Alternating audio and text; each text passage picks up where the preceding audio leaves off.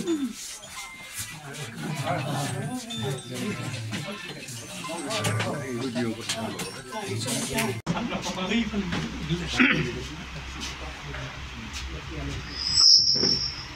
দিনটো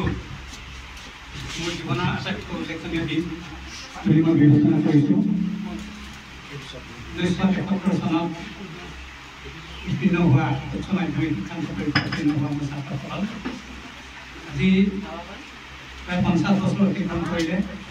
আৰু 50 বছৰলৈকে এজন শিক্ষকক তোমালোকে মনত ৰাখিছা আৰু আজি এটা দিনত আহি আমাৰ ঘৰত মোক এই যিখিনি মৰম যাচিলা এই সম্বৰ্ধনা জনালা মই তোমালোকৰ ওচৰত প্ৰকৃততে আনন্দিত হৈছোঁ আৰু তোমালোকৰ মই মোৰ আন্তৰিকতাৰে মই আশীৰ্বাদ জ্ঞাপন কৰিছোঁ ধন্যবাদ জ্ঞাপন কৰিছোঁ। শিক্ষকতা আৰু শিক্ষক আৰু ছাত্ৰ নিজৰ দেউতাক পুত্ৰ পুতেক আৰু বাপেকৰ নিচিনা আৰু বাপেকক যেনেকৈ পুত্ৰসকলে জীয়েকসকলে যেনেকৈ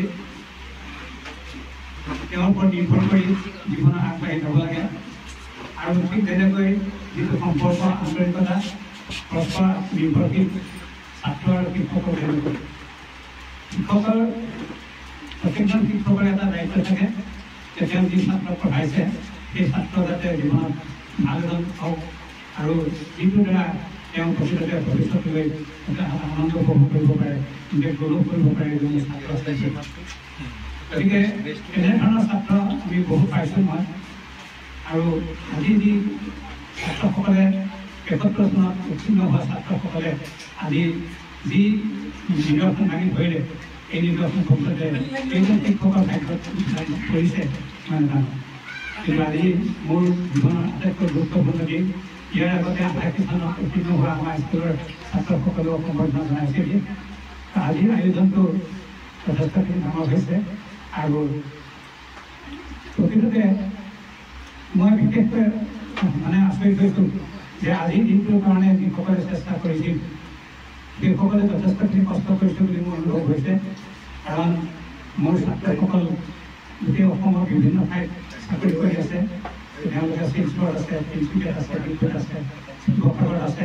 ডিব্ৰুগড়ত আছে, এনেকুৱা বিভিন্ন ঠাইত চাকৰি কৰি থকা ছাত্ৰসকলে আজি এজন শিক্ষকৰ মনোনয়ন কৰিবৰ কাৰণে সম্বৰ্ধনা যাচিবৰ কাৰণে আজি নিজৰ ঠাইৰ পৰা আহি ইয়াত প্ৰকৃততে উপস্থিত হৈছেহি আৰু নিৰ্দিষ্ট সময়ত আহি প্ৰকৃততে আমাক আনন্দিত কৰিছে। তাৰ বাবে মই অতি গৌৰৱ অনুভৱ কৰিছোঁ আৰু মোৰ জীৱনৰ এটা উল্লেখনীয় দিন বুলি মই নিজে গণ্য কৰিছোঁ। মানুহে বহুতে কাম কৰে আৰু সেই কাম যিয়ে নহওক কামটো কৰিছে শিক্ষক বহুতে আছে কিন্তু এটা স্বীকৃতি এই স্বীকৃতি প্ৰকৃততে সকলোৰে জীৱনত অহাটো সম্ভৱ নহয়। মই ভাগ্যৱান বুলি কৈছোঁ যে মই বিভিন্ন ক্ষেত্ৰত স্বীকৃতি পাইছোঁ আৰু আটাইতকৈ বেছি স্বীকৃতি পাইছোঁ মই মোৰ ছাত্ৰসকলৰ পৰা আৰু মই ৩৭ বছৰ উচ্চ মাধ্যমিক শিক্ষান্ত পৰীক্ষা চাকৰি কৰাৰ পাছত ৯৯ জুলাই মাহত মই অৱসৰ গ্ৰহণ কৰিছিলোঁ আৰু তাৰ পাছতে ২০০১ চনৰ ১ জানুৱাৰী ১৮ জানুৱাৰীৰ দিনাখন মোক আকৌ আগৰ পৰা অৱশ্যে আলোচনা কৰিছিল মাতি লৈ গ'ল জাতীয় বিদ্যালয়লৈ আৰু জাতীয় বিদ্যালয়তো মোৰ এতিয়া ২৫ বছৰ সম্পন্ন হৈছে। গতিকে মই ভাবিছোঁ যে দুয়োখন স্কুলৰ ছাত্ৰ ছাত্ৰী প্ৰকৃততে তেওঁলোকে মই যিখিনি প্ৰকৃততে শিক্ষা দিছোঁ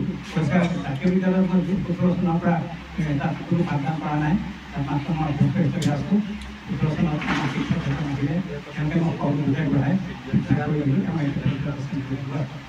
গতিকে কিন্তু ছাত্ৰ ছাত্ৰীসকলৰ মোৰ প্ৰতি যিটো আগ্ৰহ সেই আগ্ৰহ মই জাতীয় বিদ্যালয়তো দেখিছোঁ কিন্তু তেওঁলোকৰ এখন প্ৰাইভেট স্কুলৰ ছাত্ৰ ছাত্ৰী তেওঁলোক শেষত প্ৰয়োজনীয় গুৰুত্ব সুবিধা নাই দিয়ে। গতিকে মই ভাবিছোঁ যে আমাৰ উচ্চ মাধ্যমিক স্কুলৰ হায়াৰ ছেকেণ্ডেৰী স্কুলৰ যিসকল প্ৰকৃততে মই কেতিয়াবা যদি মই কাৰোবাক সোধোঁ যে কওঁ যদি মই আমাৰ স্কুল বুলি সকলোৱে মোক প্ৰকৃততে হায়াৰ ছেকেণ্ডেৰী কথা কৈ বুজে